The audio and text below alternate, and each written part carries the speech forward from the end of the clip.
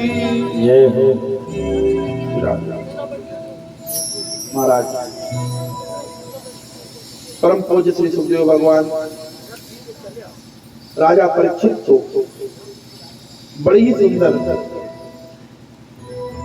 भगवान की करुणा की कथा को श्रवण कराते हैं।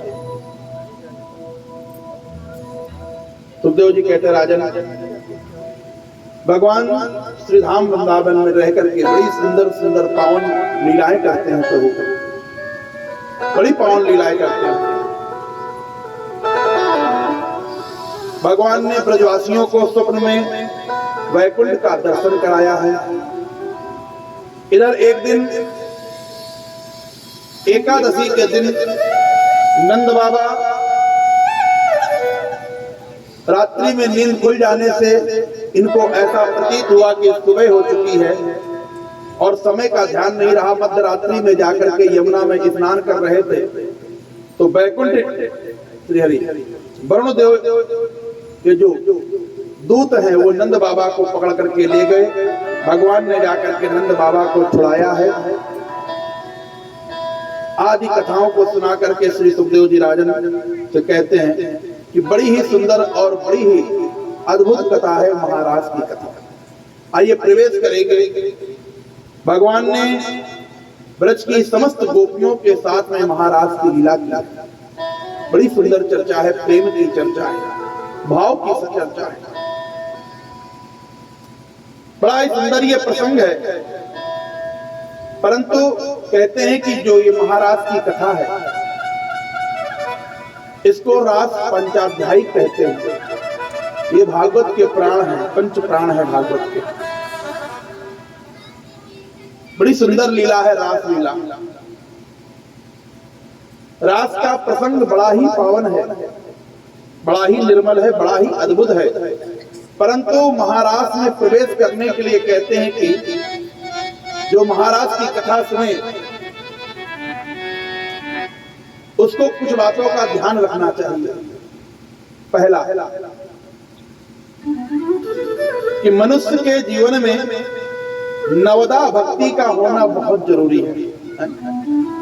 नवदा भक्ति का होना बहुत जरूरी है, क्योंकि संतों के पास में बैठ करके सत्संग करना बहुत जरूरी है। जब तक भगवान के विषय में जानोगे नहीं, कृष्ण के विषय में समझोगे नहीं, तब तक ये महाराज का प्रसंग समझ में नहीं आएगा। क्योंकि ये प्रेम की लीला भगवान ने यहाँ पर की है, भाव की लीला की है। और इस कथा को सुनने के लिए प्रेमी होना जरूरी है। यहाँ पर ज्ञान की आवश्यकता नहीं है, प्रेम की आवश्यकता है, भाव की आवश्यकता है। क्योंकि प्रेम की चर्चा से सुखदेव भगवान कर रहे हैं। तो नवदा भक्ति में सबसे बड़ी चीज है सत्संग।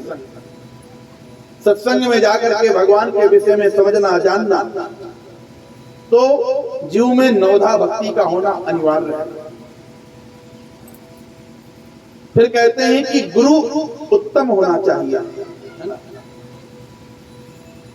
जिस गुरु के मुख से हम महाराज की लीला को श्रवण करें वो गुरु कैसा होना चाहिए।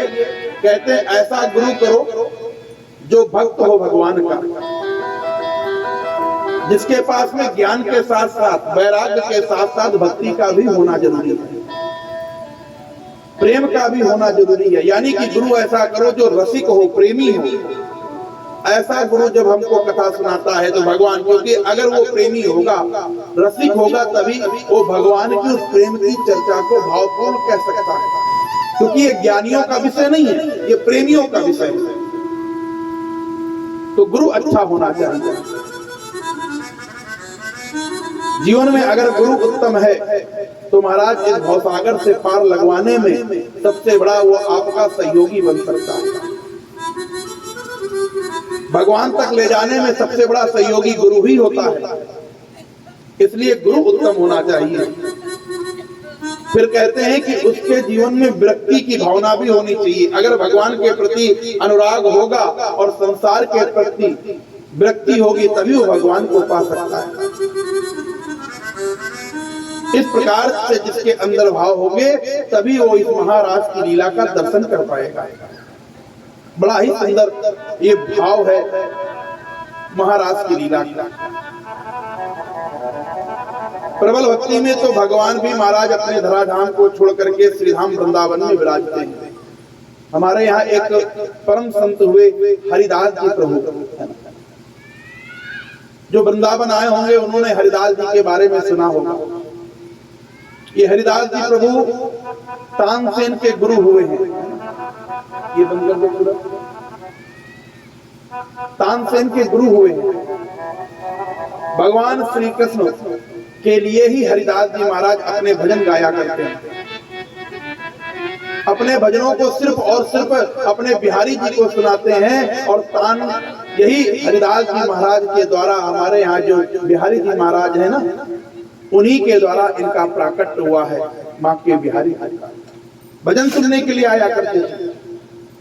तो भक्ति में बड़ा सामर्थ्य है कि भगवान भी आपकी उस भक्ति को देख के, प्रेम को देख करके आपके पीछे पीछे दौड़ता है।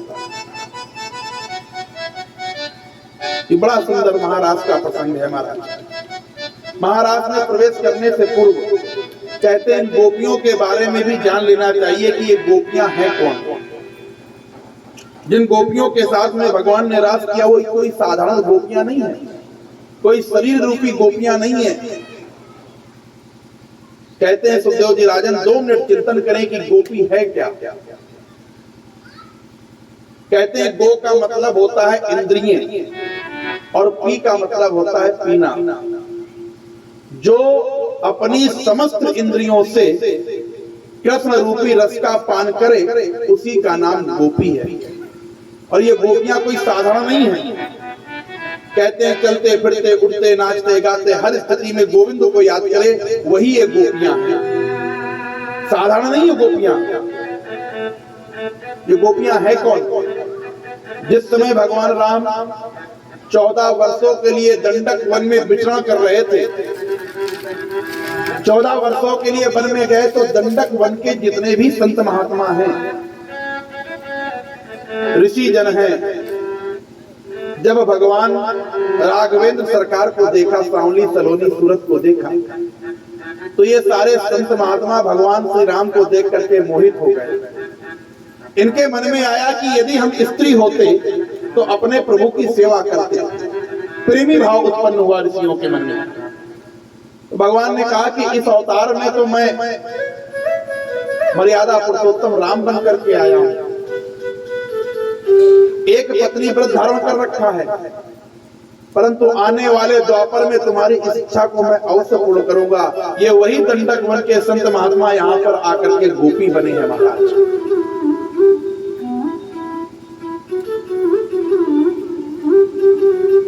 इतना ही नहीं, जिस समय बलि को छलने के लिए भगवान बावन का रूप लेकर के गए, तो बावन की वो सुंदरता देख के, प्रभु की वो सुंदरता को देख करके ये जितनी दैत्य कन्याएं थी वो सब मोहित हो गई प्रभु को देख करके।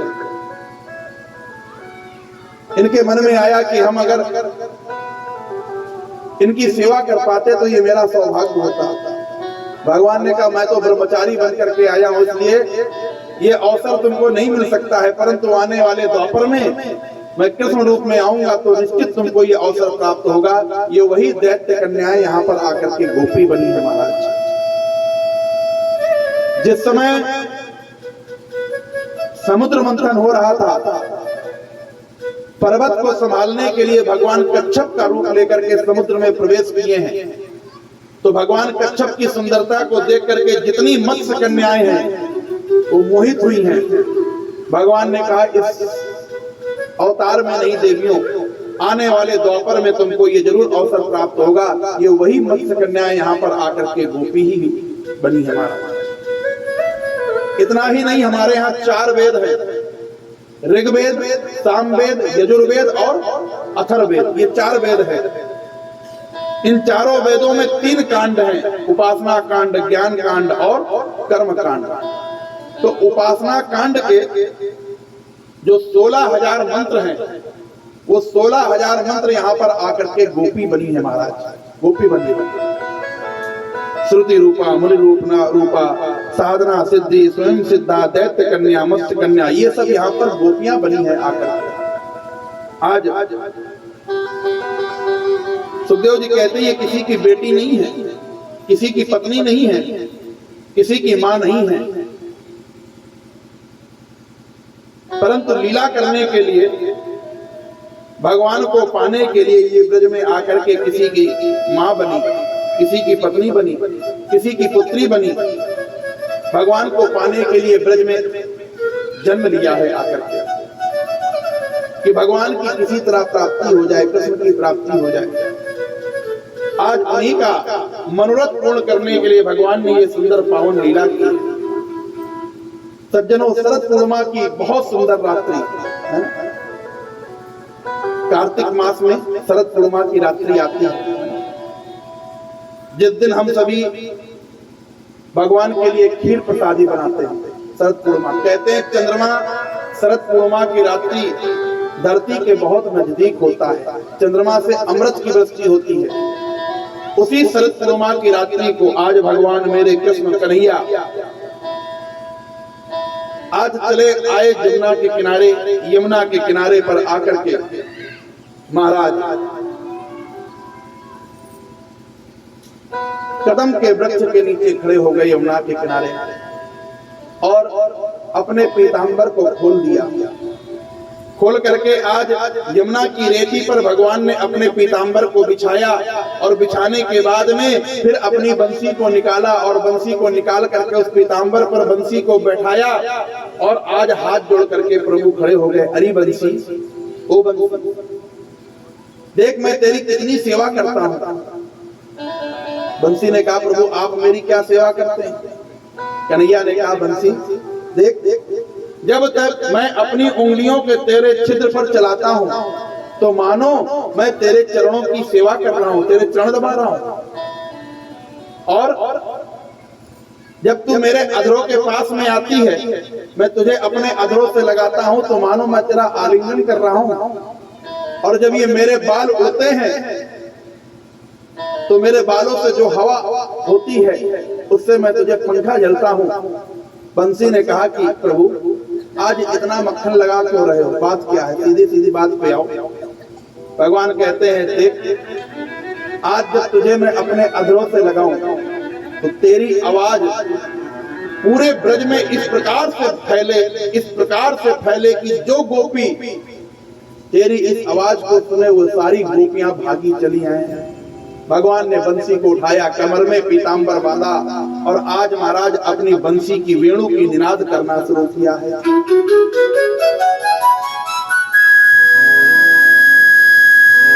भगवान ने बंसी को बजाना शुरू किया है महाराज। इतनी सुंदर मधुर बंसी बजाई है प्रभु ने।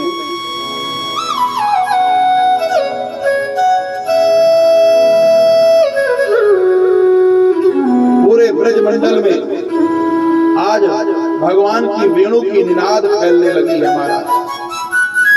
पूरे ब्रज में बंसी फैलने लगी। बंसी की जो स्वर लहरी है महाराज, आज पूरी गोपियों के कानों में, हजारों लाखों गोपियों के कानों में, पूरे ब्रज मंडल में ये बंसी की आवाज पहुंचनी शुरू हुई है।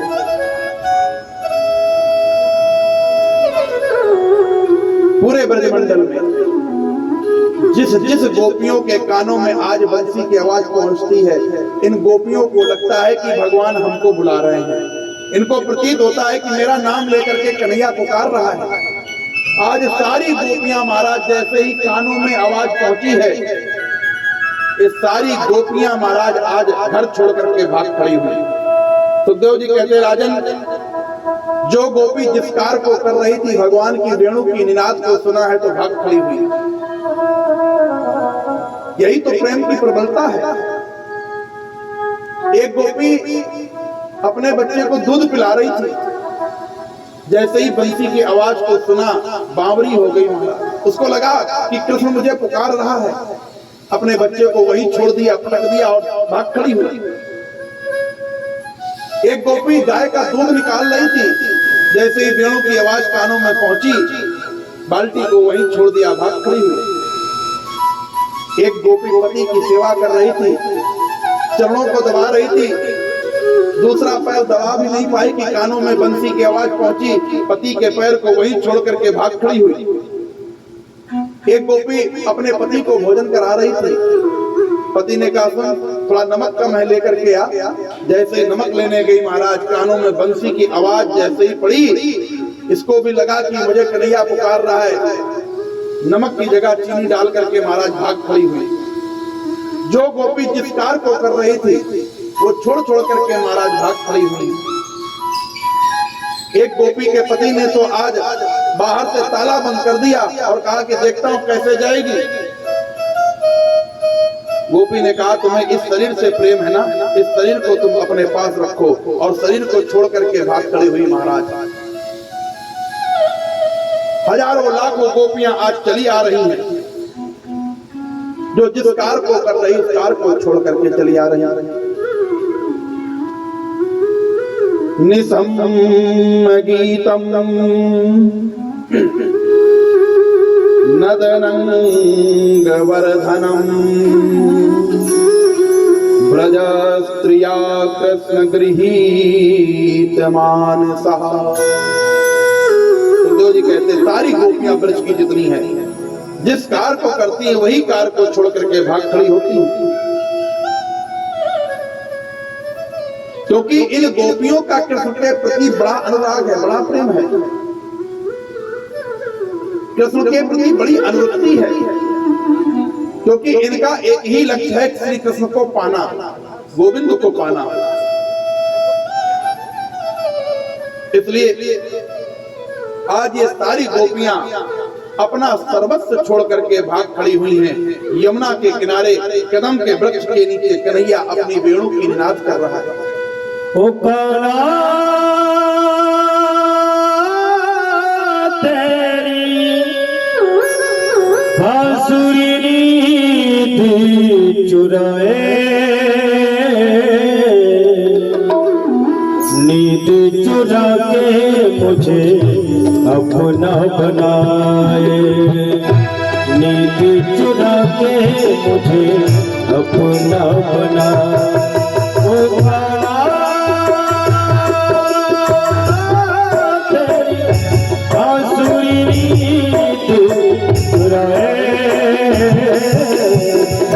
नींद चुरा के मुझे अपना बनाए, नींद चुरा के मुझे अपना बनाए।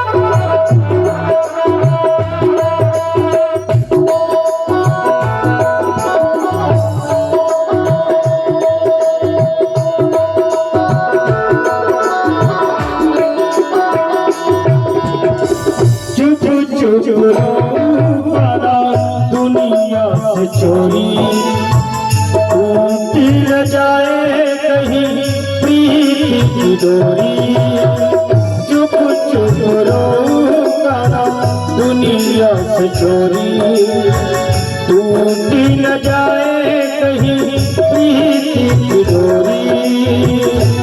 नैना भर भर आए तेरी याद सताए, तेरी याद सताए।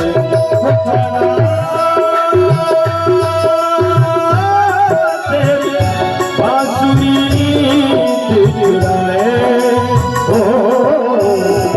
नींद चुरा के अपना बनाए, नींद चुरा के अपना बनाए।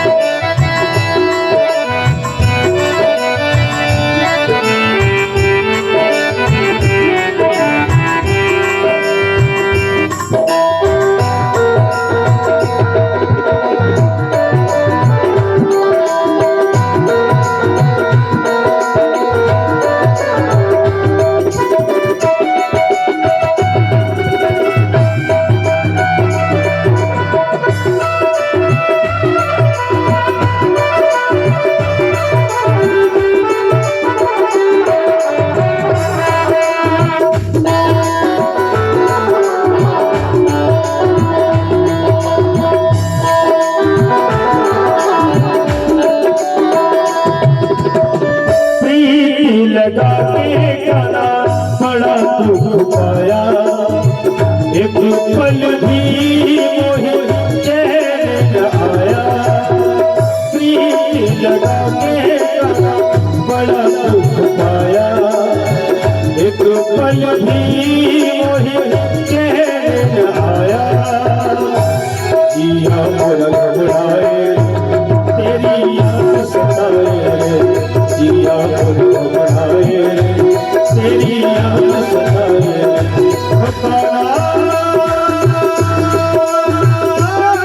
तेरे बांसुरी से चुराए, नींद चुराए अपना बनाए, नींद चुराए अपना बनाए।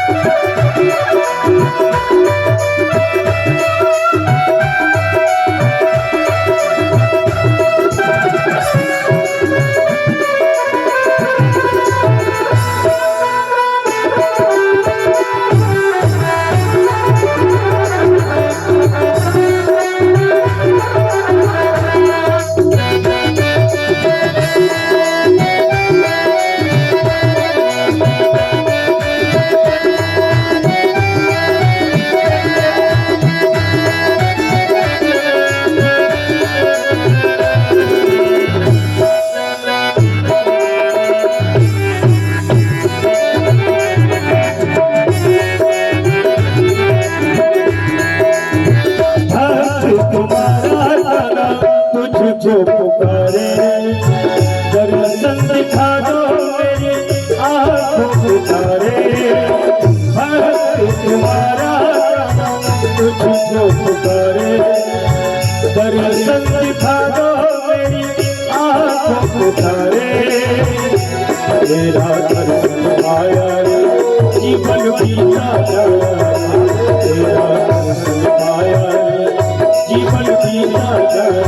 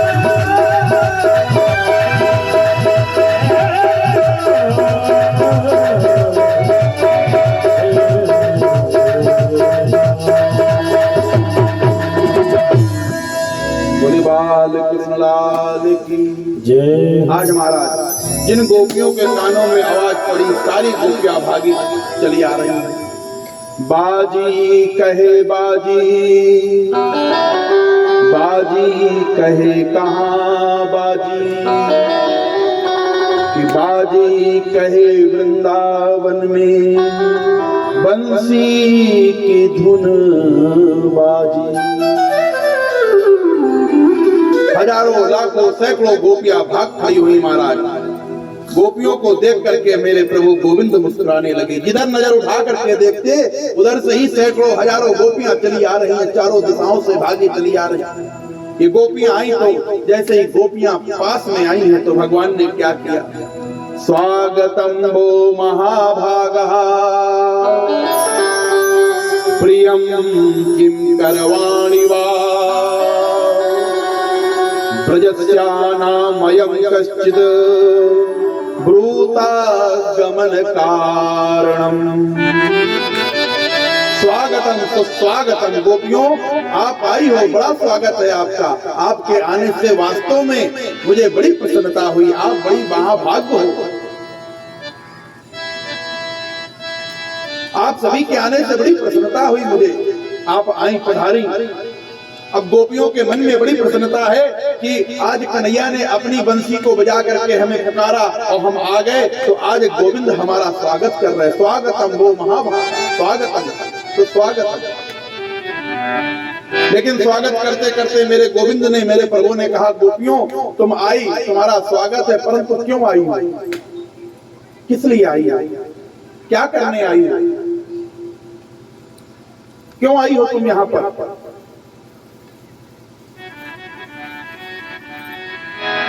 सबसे प्रश्न किया, क्यों आई हो? हजारों लाखों गोपियां खड़ी हैं नजरों को नीचे करके और सोचने लगी कि हम आए, और आने के बाद में गोविंद कह रहा है कि क्यों आई हो? विचार करो, आप किसी से मिलने के लिए जाओ, अपने प्रीतम से मिलने के लिए जाओ और प्रीतम यह कह दे कि क्यों आई हो, किस लिए आई हो, क्या करने के लिए आई हो, क्या लगेगा उस समय? गणासा होता तो काट डालते हैं इसको। अपना सब कुछ छोड़ करके जिसके पास चले आए हो, भगवान कहते क्यों आई हो देवी, बताती क्यों नहीं होती, इसलिए आई। सारी गोपियां चुपचाप खड़ी हैं नजरें नीचे करके, जमीन को खोद रही अपने पैर के अंगूठे से। रजन ऐसा घोर रूपहा घोर सत्वानि सेविता। देवियों, ये रात्रि कितनी भयानक है, कितनी विकराल है। घोर रूपा इस रात्रि में अपने अपने पतियों को छोड़ करके क्यों चली आई है? ये अच्छी बात नहीं है। जाओ, लौट जाओ, अपने अपने पतियों की जाकर के सेवा करो। इस प्रकार से तुम्हारा अपने पतियों को छोड़ करके चला आना ये अच्छी बात नहीं है। तुम्हें अपने पतियों की सेवा करनी चाहिए, यही कर्तव्य है, यही परम धर्म है। लौट जाओ। सारी गोपियां खड़ी हुई, कोई जवाब नहीं देती। भगवान कहते तुम जवाब नहीं दे रही गोपियों? ओहो, मैं समझ गया, तुम इस बयाबान जंगल में इस यमुना का किनारा देखने के लिए आई हो। रात्रि में कितना सुंदर लगता है, शरद पूर्णिमा की रात्रि में इस शरद पूर्णिमा के चंद्रमा को देखने के लिए आई हो देवी। अब देख लिया ना तुमने चंद्रमा, यमुना का किनारा भी देख लिया, अब लौट जाओ। सारी गोपियां खड़ी हुई हैं। सुखदेव जी कहते हैं, राजन इसका मतलब क्या है? परमात्मा जीव की पहले परीक्षा लेता है, क्योंकि संसार की जो स्थिति है ना, वो प्रेम तो करते हैं, परंतु प्रेम में परिपक्व हो ये कोई जरूरी नहीं है। संसार के लोगों ने दो चार बातें क्या कह दी तो सारा प्रेम धरा का धरा रह जाता है। कहीं तो संसार का भय, कहीं परिवार का भय, कोई ना कोई भय के कारण जो प्रेम है ना वो सांसारिक बीच में ही समाप्त हो जाता है। तो भगवान भी कहते हैं कि ये अभी तो आ गई है छोड़ करके मुझे, क्योंकि भगवान ये चाहता है कि अगर मेरा भक्त है तो पक्का वाला होना चाहिए, परिपक्व होना चाहिए। कुम्हार जब मिट्टी का मटका बनाता है, घड़ा बनाता है, तो बनाने के बाद पहले उसको क्या करता है, अग्नि में पकाता है अच्छी तरीके से। जब वो पक करके लाल हो जाता है तो उसको निकाल करके ठंडा करता है, और ठंडा करने के बाद फिर उसको पीटता है। पहले पकाता है, पकाने के बाद ठंडा करता है, और फिर उसको पीट पीट करके फिर देखता है कहीं कच्चा तो नहीं है। अगर कहीं कच्चा निकल गया तो बाजार में बेचने जाऊंगा तो लोग इसको खरीदेंगे नहीं, क्योंकि बेमोल हो जाएगा। तो भगवान भी उसी प्रकार से पहले जीव की परीक्षा लेते हैं। ऐसा तो नहीं है कि बस दिखावे में, भावावेश में आकर के और क्षणिक प्रेम उत्पन्न हो गया और कहीं दुनिया के लोगों ने चार बातें कहना शुरू किया तो सारा प्रेम किनारे हो गया, भक्ति किनारे हो गई, भाव किनारे हो गए। लोग मंदिर जाना शुरू कर दें और कुछ लोग कहना शुरू कर देते आज तो बहुत भक्ति हो गई। आजकल तो बड़ी पूजा पाठ करने लगी है। 4 लोगों की बातें जहां सुनी तो सोचा लगता है कुछ ज्यादा हो ही रहा है ना। तो घर वालों ने भी टोकना शुरू कर दिया, कहाँ जाती रोज रोज? 2 दिन गई, 3 दिन गई, चौथे दिन से बंद। तो भगवान यहाँ प्रेम की प्रबलता देख रहे हैं, कितना प्रबल प्रेम है। लौट जाओ गोपियों, ये अच्छा कर्म नहीं है जो तुम अपने अपने पतियों को छोड़ करके चली आई हो। भगवान कहते हैं एक पतिव्रता स्त्री थी, एक कथा सुनाता हूं मैं तुम्हें। गोपियों ने कहा कोई बात नहीं है, अब तो तुम्हारे अधीन है, कथा सुनाओ चाहे कोई भी उपदेश करो। सारी गोपियां खड़ी हुई हैं, आ जाओ जैसे सारी गोपियां खड़ी हुई हैं। भगवान कहते हैं गोपियों, एक पतिव्रता स्त्री थी, वो आंगन में बैठ करके चावल बीन रही थी। तभी उसका पति कहीं से थका हारा घर आया, थका हुआ था, आकर के पत्नी के बगल में बैठ गया। पत्नी दौड़ करके गई, जल लेकर के आई, पंखा लेकर के आई, ला करके जल पिलाया और पति पर पंखे से हवा करने लगी। पति थका हुआ था, थका हारा था, तो पत्नी के बगल में बैठा और धीरे से पत्नी की गोद में सर रख करके लेट गया। तो थकान के कारण उसको नींद आ गई, सो गया। पत्नी पंखा कर रही है। उसी समय उसका एक 1.5 वर्ष का बालक आंगन में खेल रहा था। उसी आंगन में थोड़ी दूर पर एक अग्नि का कुंड जल रहा था। एक कुंड था जिसमें अग्नि जल रही थी, अंगारे सुलग रहे थे। इधर वो पत्नी बैठ करके पति की सेवा में लगी है। तभी इसकी नजर पड़ी कि इसका जो बेटा है 1.5 वर्ष का, वो घुटमन जो है वो अग्नि की कुंड की तरफ चला जा रहा है खेलते खेलते। इसको भय हुआ कि कहीं मेरा बालक जो है वो अग्नि में जलकर गिर करके कहीं जल ना जाए, उसको कष्ट ना पहुंचे। तो मन में आया कि जाकर के अपने बच्चे को गोद में उठा ले, परंतु पति अभी अभी थका हारा आया है। उसकी नींद अगर खराब हो गई, टूट गई, तो ये अच्छी बात नहीं है। मेरा पतिव्रत धर्म जो है वो खंडित हो जाएगा, समाप्त हो जाएगा। अब ये देख रही है और तभी उसका बालक अग्निकुंड के पास पहुंच गया। इसके नेत्रों से अश्रु गिरने लगे। कैसे जाए अपने बालक को बचाने के लिए, बच्चे को बचाने के लिए? बैठे बैठे रो रही है। अगर जाती है बच्चे को बचाने के लिए तो पति जग जाएंगे, तो पतिव्रत धर्म नष्ट हो जाएगा। विचार करती है क्यों ना बालक जल करके राख हो जाए, परंतु अपने पतिव्रत को मैं नष्ट नहीं होने दूंगी। 1 घंटे के देखते देखते वो बालक उस अग्नि में गिर गया। नेत्रों से झरझर अश्रु गिर रहे हैं, परंतु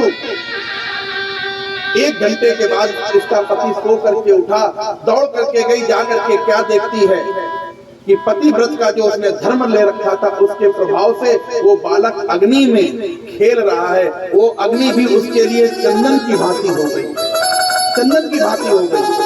तो देवियों, तुम भी लौट जाओ, अपने अपने पतियों की सेवा करो जाकर। इस बियाबान जंगल में क्या करना है? गोपियां कहती प्रभु, इस प्रकार की 2-4 कथाएं तो हमें भी आती हैं। जो बड़ी बड़ी बातें कर रहे हो तुम, इतनी बड़ी बड़ी बातें सुना रहे हो।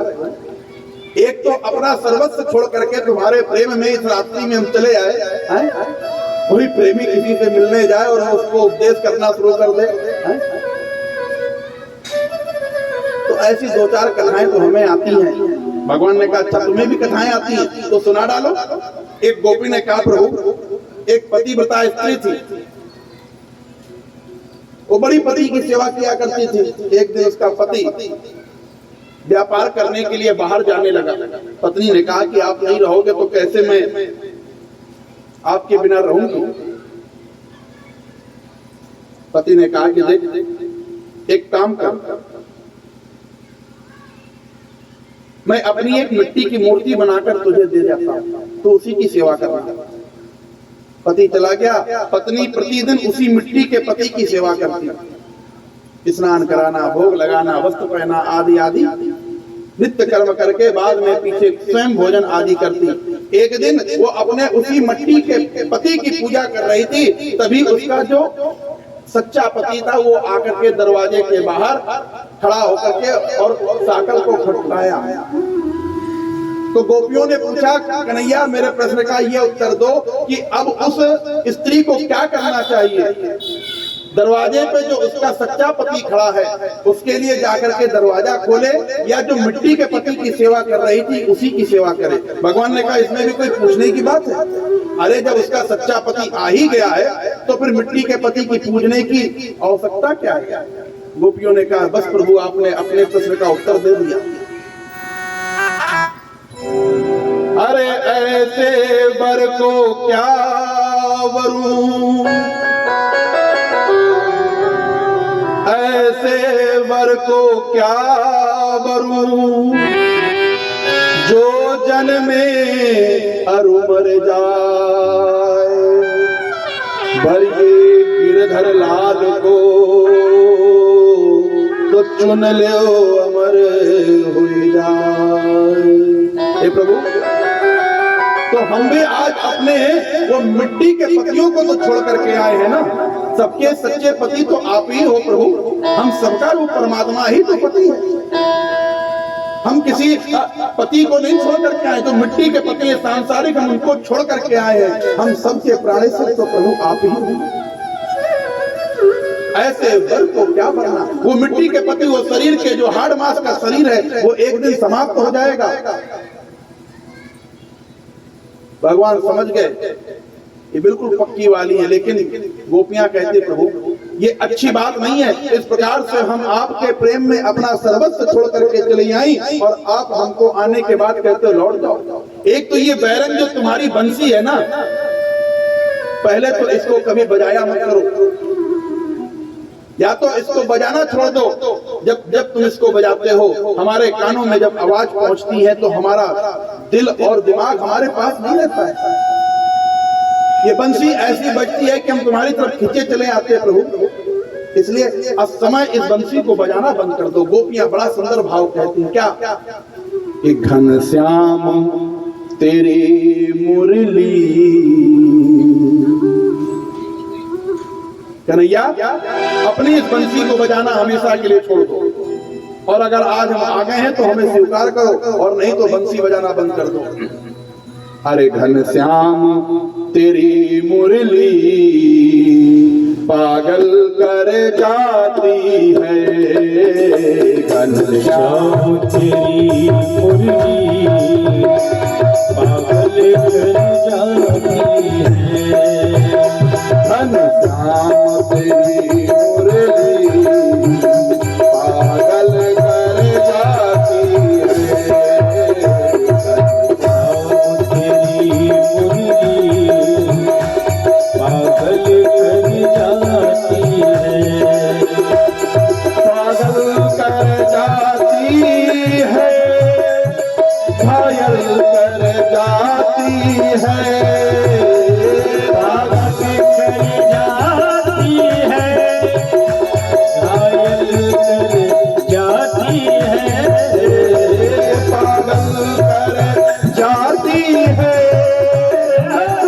पागल कर जाती है।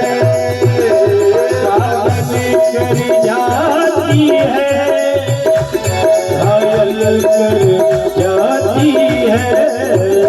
मुस्कान तेरी मीठी, मुस्कान तेरी मीठी घायल कर जाती है।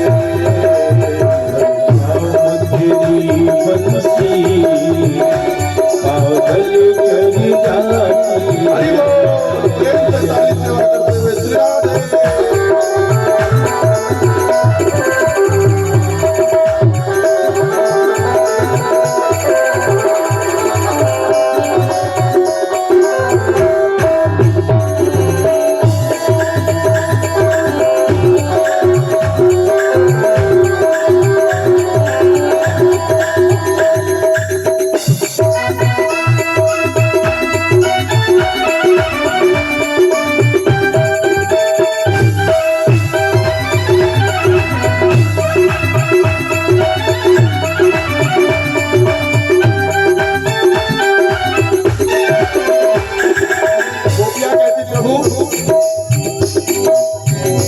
सोने की अगर होती ना जाने क्या करती, सोने की अगर होती ना जाने क्या करती, सोने की अगर होती ना जाने क्या करती, सोने की अगर होती ना जाने क्या करती, जब बात की है तब तो, जब बात की है तब तो इतना तड़पाती है। घनश्याम तेरी बंसी पागल कर जाती है, घनश्याम तेरी बंसी पागल कर जाती है।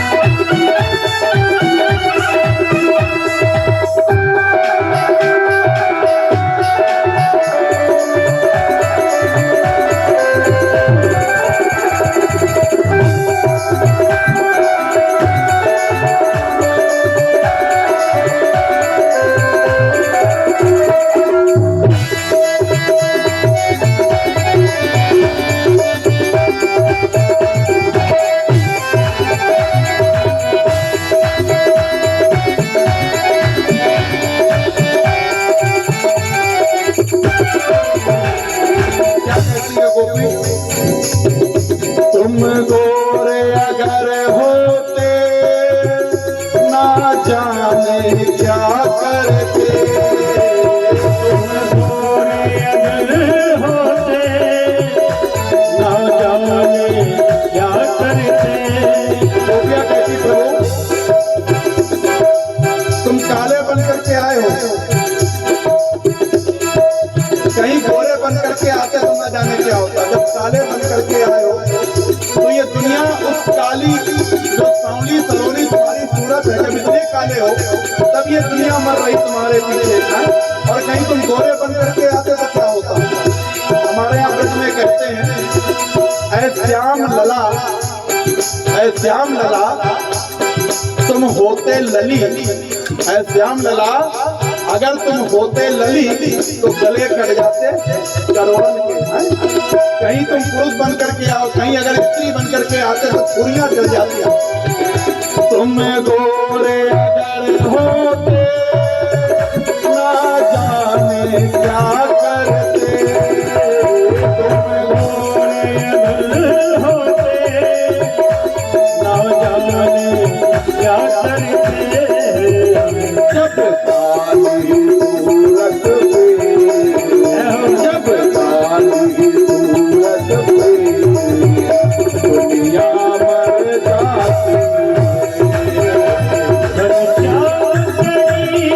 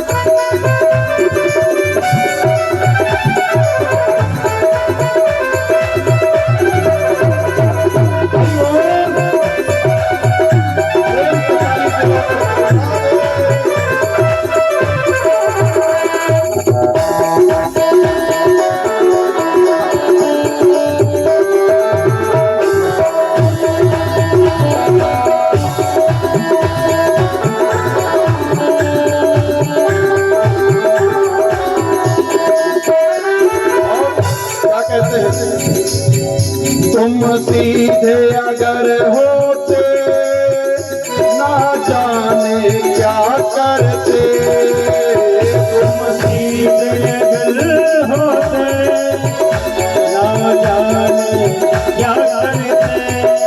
अब आओ हमारे यहाँ वृंदावन पे और एक बार हमारे बिहारी जी को निहारना महाराज।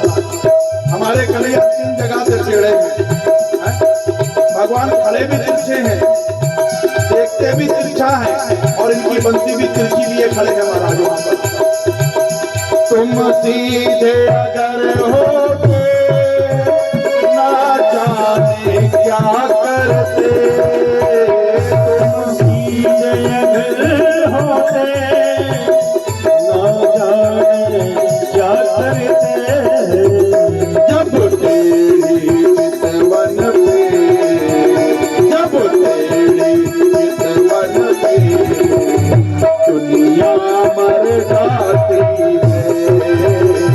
घनश्याम तेरी बंसी पागल कर जाती है।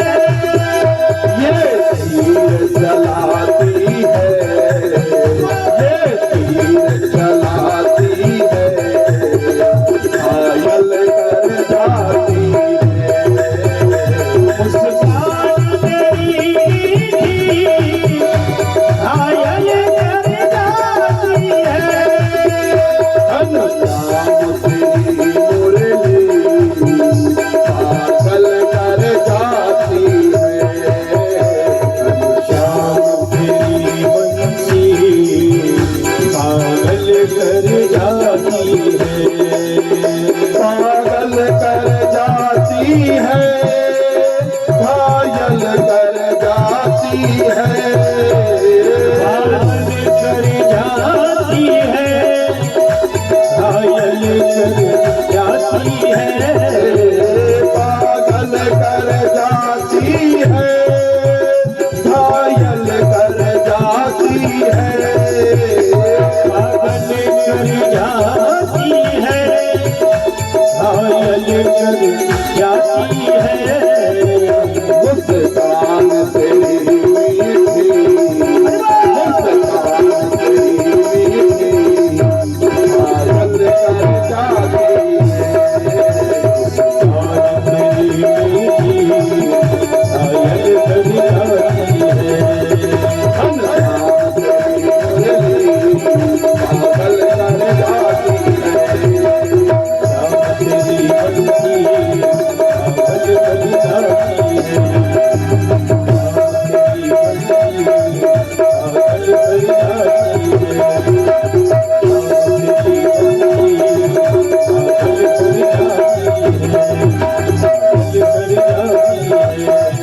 पागल कर जाती है।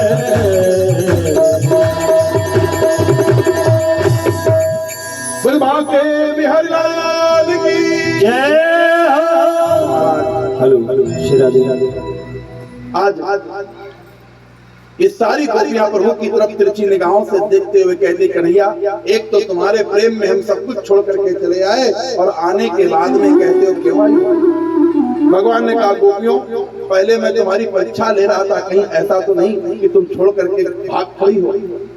आज भगवान ने जब देखा कि ये गोपियां पूर्ण रूपेण से हमारे प्रति इनका अनुराग है और संसार के प्रति पूर्ण रूपेण इनका वैराग्य है, तो आज भगवान ने समस्त गोपियों के साथ में उनके मन की इच्छा को पूर्ण करने के लिए भगवान ने महारास की लीला प्रारंभ की। रास की लीला प्रारंभ की, दो दो गोपी के बीच में एक एक भगवान श्री कृष्ण प्रकट हो गए। कोई एक श्री कृष्ण नहीं, लाखों गोपियां हैं महाराज और दो दो गोपियों के बीच में एक एक भगवान श्री कृष्ण प्रकट हुए हैं। और जैसे ही रास की लीला को प्रारंभ किया, आज इन गोपियों को महाराज अभी थोड़ा सा इनके अंदर अभिमान बाकी रह गया था। इनको ऐसा प्रतीत हुआ कि आज कन्हैया हमारे साथ में लीला कर रहा है, रास रचा रहा है। हम विश्व सुंदरियां हैं और हमारी सुंदरता पर मोहित होकर के कृष्ण हमारे साथ रास की लीला कर रहा है। गोपियों को अभिमान हुआ और श्री किशोरी जी को थोड़ा मान हो गया। अभिमान में और मान में अंतर है। आज भगवान ने कहा अभी भी इनके मन में शरीर के प्रति अभिमान बचा हुआ है। इनको ऐसा प्रतीत हो रहा है कि मैं इनके शरीर की सुंदरता के कारण इनको प्राप्त हो रहा हूँ। भगवान ने कहा अच्छा। आज जैसे ही भगवान ने रास की लीला को प्रारंभ किया, गोपियों के अभिमान उत्पन्न हुआ।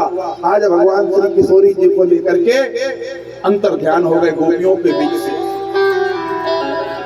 गोपियों के बीच से भगवान वहां से अंतर ध्यान हो गए।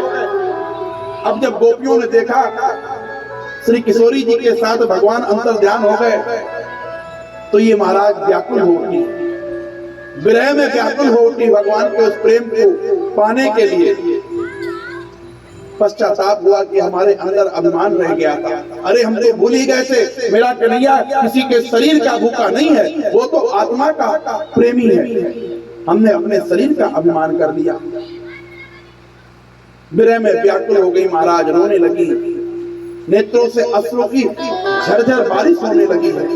आज ये गोपियां कन्हैया को ढूंढने के लिए वन में प्रवेश करती हैं। इधर भगवान श्री कृष्ण श्री राधा रानी किशोरी जी को लेकर के वन में प्रवेश करते हैं, क्योंकि श्री राधा रानी को भी मान हुआ। उस मान को समाप्त करने के लिए इधर राधा रानी के ने कहा, अरे कन्हैया तुम उन गोपियों के साथ छोड़ करके मुझे कहाँ जंगल में ले जा रहे हो, अब मुझसे चला नहीं जा रहा है। भगवान ने कहा अच्छा देवी तुमसे अब चला नहीं जा रहा, एक काम करो तुम आकर के हमारे कंधे पर बैठ जाओ। अब जैसे ही राधा रानी कंधे पर बैठने के लिए आई, महाराज भगवान वहां से अंतर ध्यान हो गए, अंतर ध्यान हो गए। अब तो राधा रानी की भी वही स्थिति हो गई जो गोपियों की है। इधर ये गोपियां भगवान को ढूंढ रही हैं चारों तरफ वन में, ढूंढते ढूंढते ढूंढते इतनी व्याकुल हो गई कि इनको ऐसा प्रतीत होने लगा कि हम ही श्री कृष्ण हैं, हम ही कृष्ण हैं। एक गोपी को लगा कि मैं कृष्ण हूँ, एक को लगा मैं बकासुर हूँ, एक को लगा मैं अगासुर हूँ। आपस में ही वो लीला करने लगी। इतनी व्याकुलता में पागल होंगे कृष्ण के प्रेम में महाराज। तभी अचानक होश आया, अरे हम कृष्ण नहीं हैं, कृष्ण तो हमको छोड़ करके चला गया है। वन में पहुंची, राधा रानी बैठी हुई थी। राधा रानी को देखा किशोरी जी, वो कन्हैया कहाँ है? किशोरी जी ने कहा, अरे गोपियों जिस प्रकार जिस भांति तुमको छोड़ करके गया है, उसी प्रकार से वो कृष्ण मुझे भी छोड़ करके चला गया। चारों तरफ उस कृष्ण को ढूंढ रही, चारों तरफ एक क्षण में तो कृष्ण नजर आने लगता चारों तरफ, और एक क्षण में अंतर ध्यान हो जाता। लाली मेरे लाल की जित देखूं तितलाल, लाली देखन में चली तो मैं भी हो गई लाल। आज विरह की अग्नि में जल रही है श्री राधा रानी किशोरी जी के साथ में। सामने आ गया आज भी पर्दा होगा, सामने आ गया आज भी पर्दा होगा। रोज ऐसा रोज ऐसा भी अगर होगा तो कैसा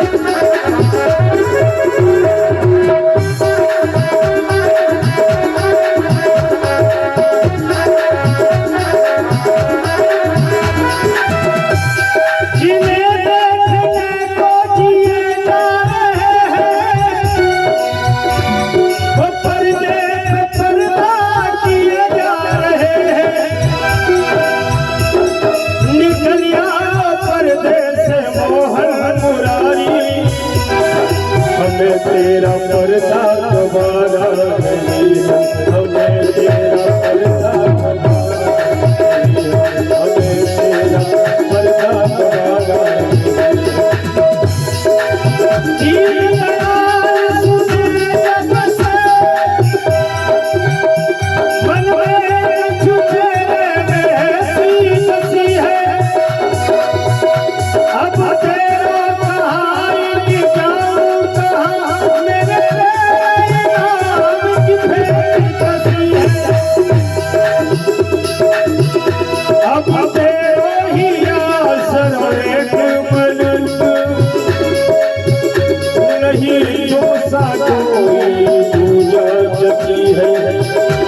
अब आके बिहारी पुकारे तो हो जब तेरी हंसी जब तेरी हंसी है तेरी हंसी है तेरी हंसी है सामने आके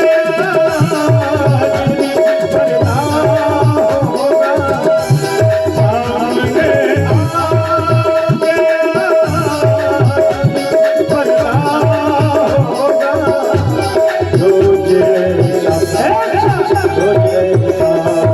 दीदार होगा तो तेरा होगा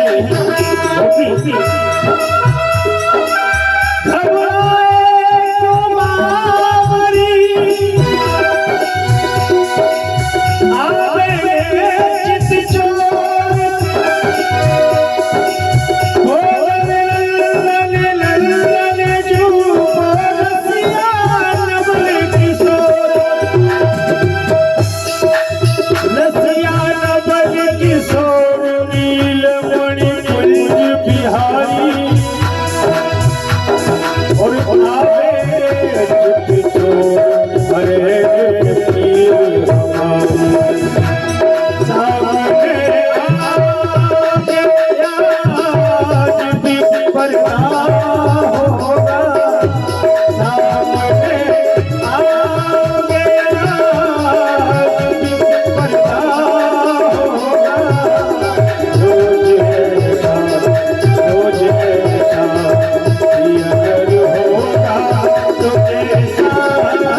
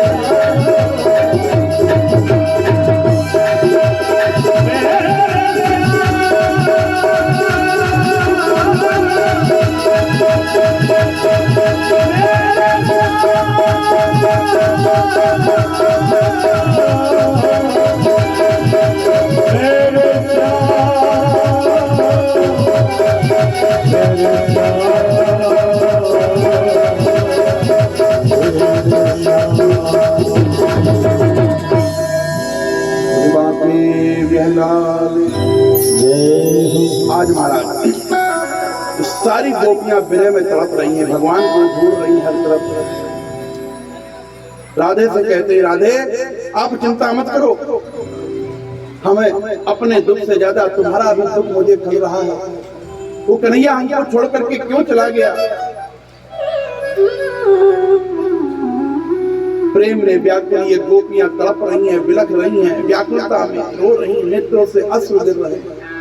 निवेदन करती कन्हैया, हम अपना सर्वस्व छोड़ करके तुम्हारी शरण में आ गए हैं। ऐसा कौन सा हमारे से अपराध हो गया कि आप इस प्रकार से विरह की अग्नि में जला करके हमको छोड़ करके चले गए हो? अगर अपराध हो भी गया है परमात्मा गोविंद कन्हैया, तो अपना जान करके क्षमा करो, परंतु इस प्रकार से इस विरह की अग्नि में हमसे जला नहीं जा सकता है। ये तड़प, ये व्याकुलता हमसे बर्दाश्त नहीं होती है। हे कन्हैया, हमारी पुकार को सुनो। आज ये गोपियां बिलख रही हैं और आज महाराज इन गोपियों ने भगवान की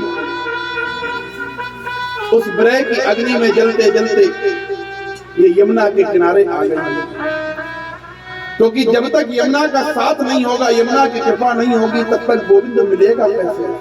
आज यमुना के किनारे आकर के ये गोपियां भगवान की बड़ी सुंदर स्तुति गाती हैं। 19 श्लोकों में इन गोपियों ने भगवान की स्तुति गाई है, प्रार्थना की है। गोविंद जयति तेधिकम्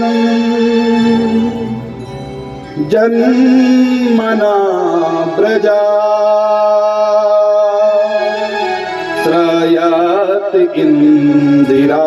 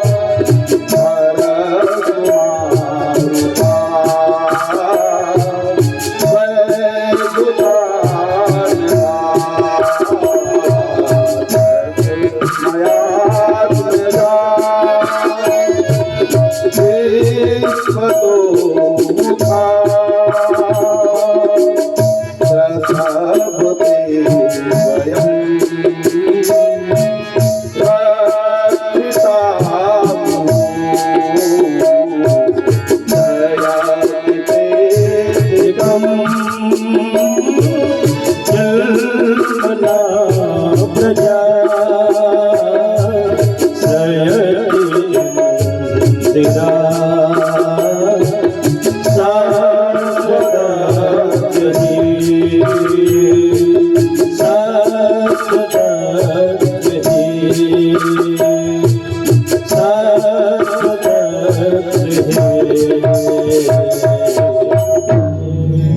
गोपियों ने महाराज 19 श्लोकों में भगवान की बड़ी सुंदर स्तुति गाई है।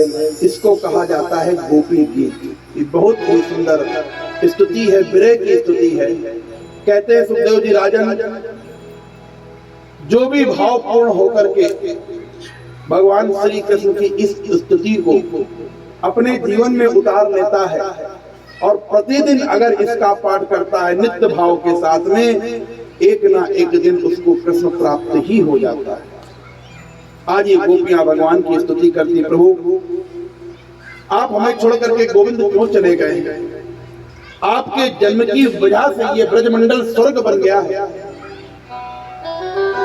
स्वर्ग से भी ज्यादा प्रिय हो गया है ये ब्रजमंडल। हे गोपाल, इस ब्रजमंडल में इंद्रा लक्ष्मी भी आने को तरसती हैं।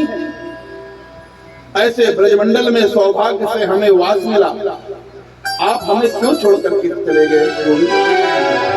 हे कन्हैया, भावपूर्ण स्तुति को सुन करके आज गोविंद उन गोपियों के बीच में प्रकट हुए हैं। महाराज बोले कृष्णचंद्र भगवान की जय, भक्तवत्सल भगवान की जय। और महाराज उन गोपियों के साथ में उस विरह को देख करके भगवान से भी रहा नहीं गया। भगवान समझ गए कि अब ये पूर्ण रूपेण क्या कहते हैं, संसार को छोड़ चुकी हैं, इनके मन से जितना भी अभिमान है समाप्त हो चुका है। तो आज भगवान इन गोपियों के मध्य में प्रकट हुए हैं और गोपियों के मध्य में प्रकट होने के बाद महाराज लाखों गोपियां हैं और लाखों भगवान हो गए श्री कृष्ण। एक दो नहीं, उन गोपियों के साथ लाखों कृष्ण और लाखों गोपियां हो गई हैं। इधर आज भगवान ने उन गोपियों को भक्त मान करके और आज महाराज भगवान ने महाराज की लीला प्रारंभ की है। महाराज की लीला प्रारंभ की है।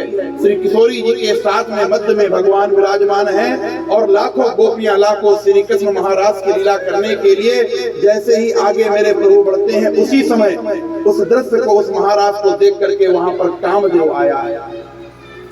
कामदेव आया है अपने 5 बाणों को लेकर के, कहा जहां पर विश्व सुंदरियां हो और जहां पर ब्रह्मांड सुंदर भगवान श्री कृष्ण हो, जहां पर सुंदर पुरुष और स्त्री होते, वहीं पर तो काम का वास होता है। काम अपने बाणों को कहा। तो भगवान ने पूछा, काम तुम्हारा यहाँ क्या काम है? तो कहा प्रभु बस जहाँ पर सुंदर स्त्रियां होती है, सुंदर पुरुष होते हैं, बस मैं वहीं पर उपस्थित रहता हूँ। भगवान ने कहा, अच्छा तुम्हें याद नहीं है कि जिस समय मैं शिव के रूप में था तो तुमको जला करके भस्म किया था? शिव काम ने कहा, प्रभु उस समय आप योगी के रूप में थे और किसी संत को छेड़ूंगा तो जल करके राख होना ही पड़ेगा। फिर दूसरी बार तुम राम अवतार में मेरे पास में आए थे, तब भी तुम्हारे बाण नहीं चले थे। कहा प्रभु उस समय भी आप ब्रह्मचारी थे, क्योंकि एक नारी सदा ब्रह्मचारी, आपने एक पत्नी व्रत धारण कर रखा था। परंतु आज तो लाखों सुंदरियों के बीच में आप अकेले खड़े हो प्रभु, आज तो मेरे 5 बाण चलेंगे। भगवान ने कहा, अच्छा कौन सा युद्ध करना चाहोगे मेरे साथ, किला युद्ध या मैदान युद्ध? कामदेव ने कहा, प्रभु किला युद्ध तो बहुत किया। किला युद्ध मतलब एकांत में कोई स्त्री पुरुष मिले।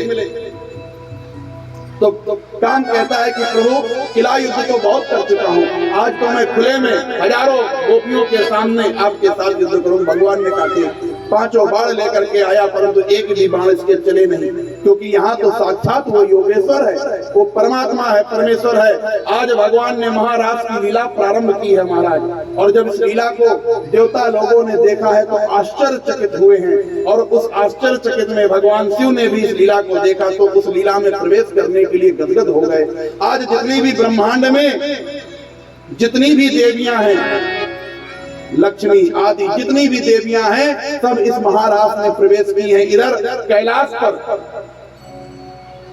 भोले बाबा निवास करते हैं, माता पार्वती ने श्रृंगार करना शुरू किया। निमंत्रण पहुंचा कि आज महाराज ने प्रवेश करना है, पहुंचना है। भगवान श्री कृष्ण महाराज की लीला कर रहे हैं, माता पार्वती ने श्रृंगार करना शुरू किया। भोले बाबा ने पूछा, देवी आज यहाँ को तैयार हो रही है? इतने दिन हो गए आज तक श्रृंगार नहीं किया और आज अचानक कैसे श्रृंगार कर रही, 16 श्रृंगार? पार्वती जी ने कहा, प्रभु वही जा रहे हैं। कहा? वृंदावन, गोकुल, वहां पर क्या काम है? कहा वहां पर भगवान श्री कृष्ण योगेश्वर श्री किशोरी जी के साथ में असंख्य गोपियों के साथ में महाराज की लीला कर रहे हैं। अब तो जैसे ही भोले बाबा ने सुना तो भोले बाबा ने कहा देवी हम भी साथ में चलेंगे, हम भी साथ में चलेंगे। पार्वती जी ने कहा बाबा वहां पर पुरुषों की एंट्री नहीं है, सिर्फ स्त्रियां ही जा सकती हैं, पुरुष को जाने की अनुमति नहीं है। भोले बाबा ने कहा कोई बात नहीं है, तो हम स्त्री बन जाते हैं, स्त्री बन जाएंगे परंतु चलेंगे जरूर। पार्वती जी ने बहुत समझाया परंतु भोले बाबा माने नहीं कि भोले गौरा से शंकर जी एक दिन, अरे भोले गौरा से शंकर जी एक दिन, आज हम भी जनाना बने, आज हम भी जनाना बने। भोले गौरा से शंकर जी एक दिन, भोले गौरा से शंकर जी एक दिन, आज हम भी जनाना बने, आज हम भी जनाना बने।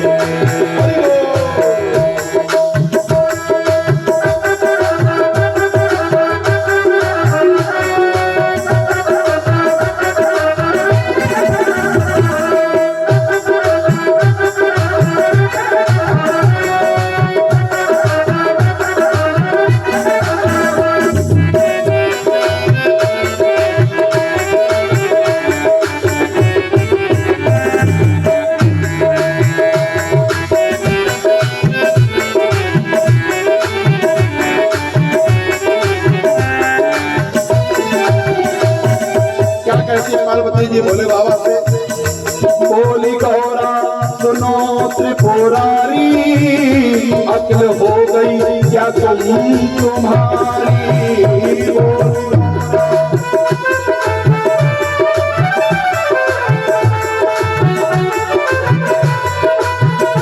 बोली गौरा सुनो त्रिपुरारी, अक्ल हो गई क्या तुम्हारी, बोली गौरा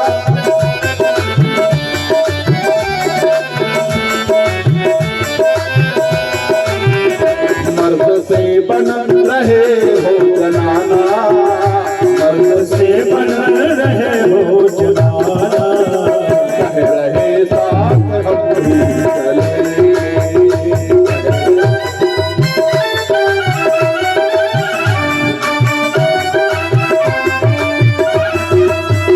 मर्द से बन रहे हो जनाना, कह रहे साथ हम ही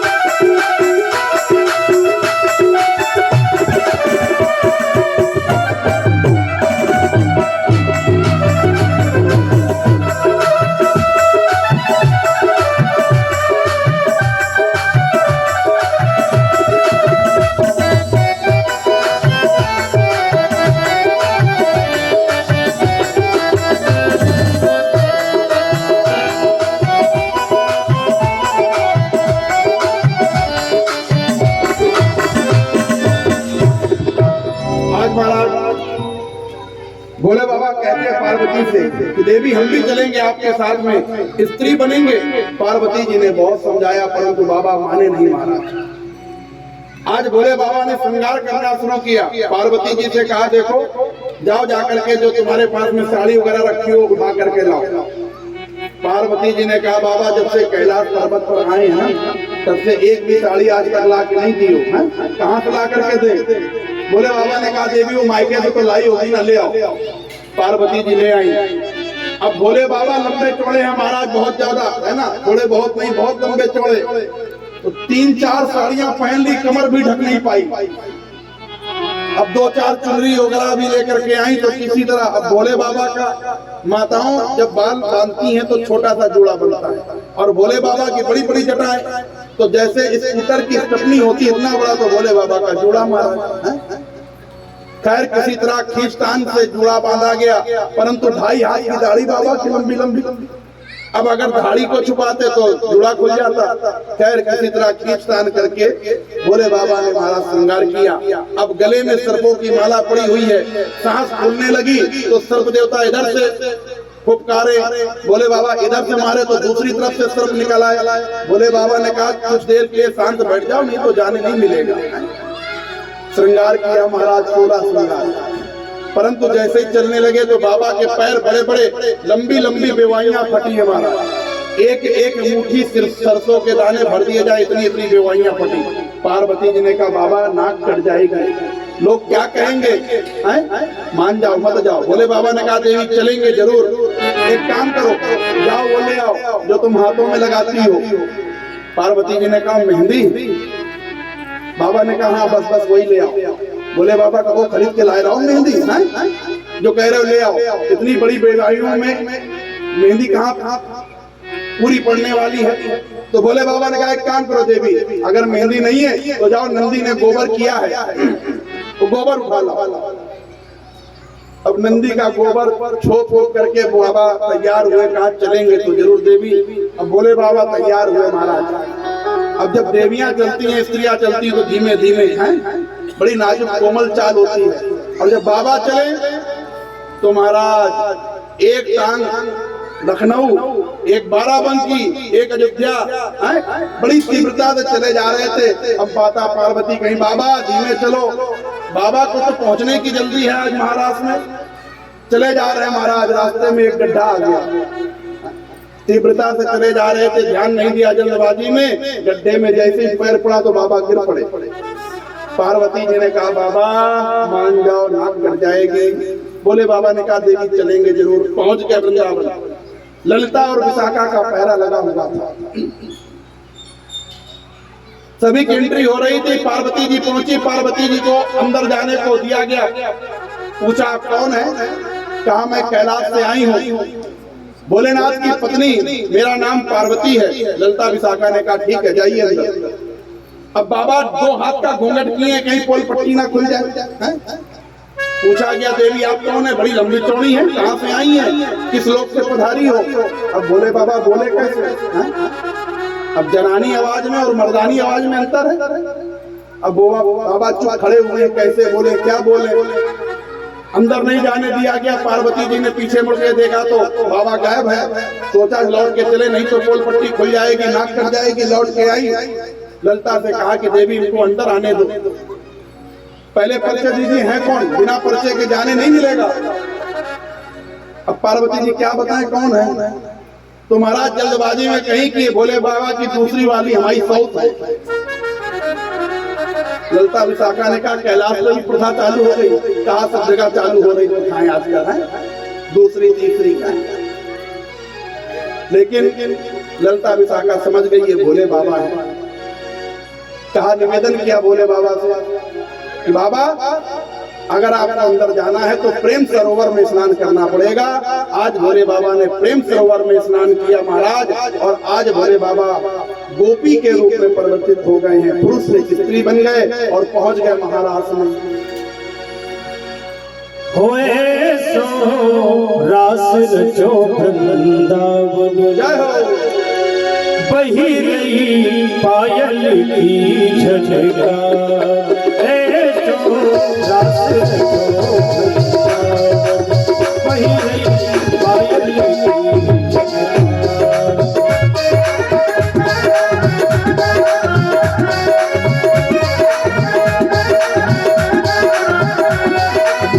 पायल की झनकार बही रही, पायल की झनकार, ऐसो रास रचो वृंदावन, बही रही पायल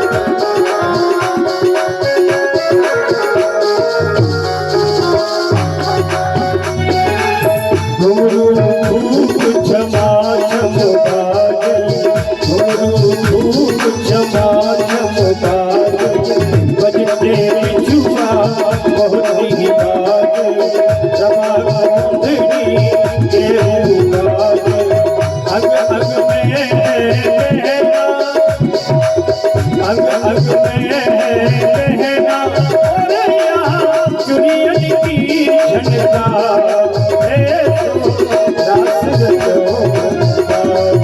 वही पायल की है तो दास रचो वही पायल की झंडा।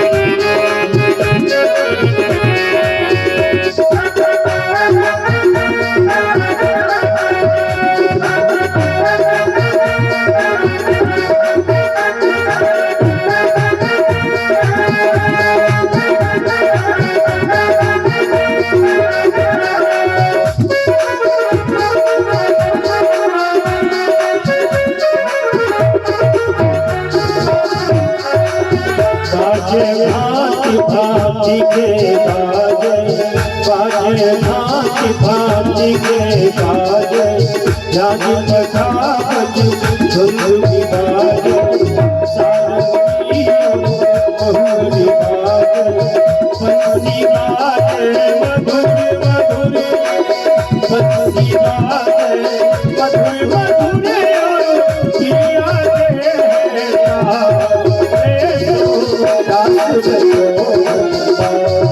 और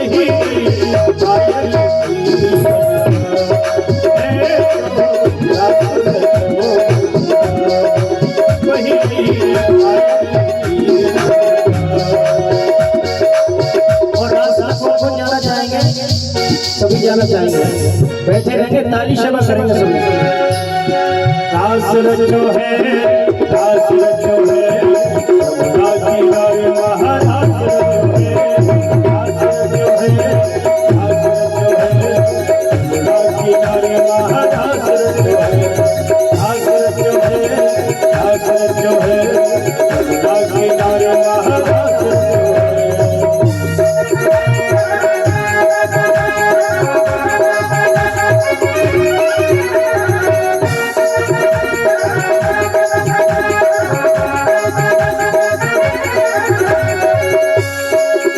नाचे गोपी नाचे ओ राधा नाचे गोपी नाचे नाचे गोपी जय राधा नाचे कृष्ण नाचे नाचे गोपी जय ओ मन में अपन मेरी कामना ओ मन में अपन मेरी कामना दास रचो है दास रचो है नाचे नारे महादास रचो है दास रचो है दास रचो है नाचे नारे महादास रचो है।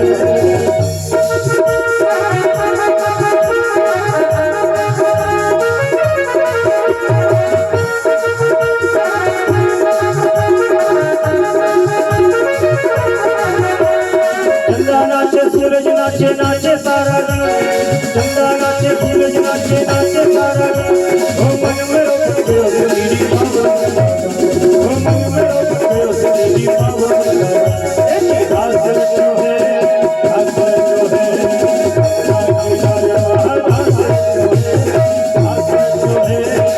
रचो है दास रचो है महादास रचो है।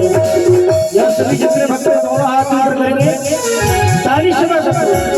दास रचो है दास रचो है दासी नारी महादास रचो है दास रचो है दास रचो है दासी नारी महादास रचो है दास रचो है दास रचो है दासी नारी महादास रचो है दास रचो है दास रचो है दासी नारी महादास रचो है।